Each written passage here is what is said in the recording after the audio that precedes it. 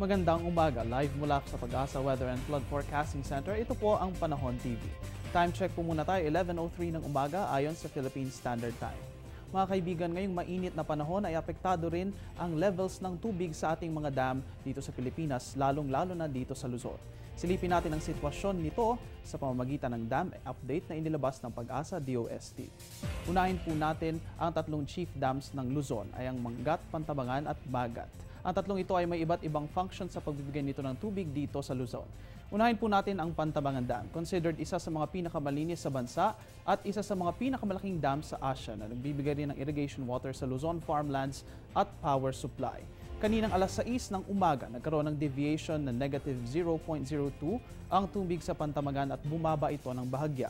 Mula sa 182.42 meters kahapon, ito ngayon ay kasalukuyang nasa 182.40 meters. Ngunit wala namang dapat ikabahala dahil kahit bumaba, nananatili itong safe at higit sa low water level na 171.50 meters.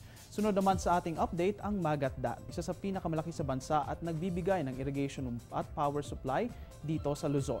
As of 6 a.m. kanina, nagkaroon ng deviation na 0.26 meters ang tubig sa Magat at bahagya itong tumaas. Mula sa 167.94 meters kahapon, ito ngayon ay kasalukuyang nasa 168.20 meters. Walang dapat ikabahala dahil nananatili itong safe at higit sa water level na 160.0 meters.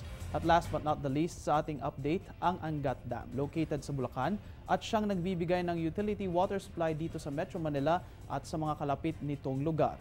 As of 6 a.m. kanina, nagkaroon ng deviation na negative 0.26 meters ang tubig sa Angat at dahil negative, ibig sabihin yan ay bumaba ito ng bahagya.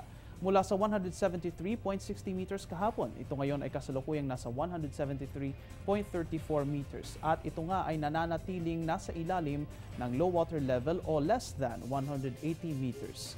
Mga kaibigan, para sa mga nais makaalam, importante na malaman natin ang sitwasyon ng mga dam na ito lalo na sa Angat dahil maapektuhan ng conditions nito ang mga lugar na binibigyan nito ng tubig dito sa bansa. Mga kaibigan, kami po ay magbabalik matapos ang isang paalam.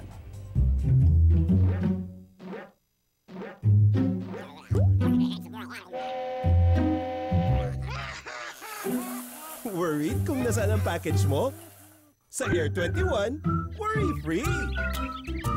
May real-time SMS updates kaya alam mong status ng padala mo every step of the way. Why worry? Pwede namang worry-free.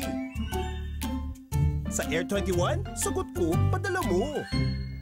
At yan ang latest mula dito sa Pag-asa Weather and Flood Forecasting Center. Please check our social media accounts and our website para sa latest weather information. Abangan rin po ninyo ang updates ng aming weather darling na si Aubrey Ner mamayang alas 12 ng tanghali.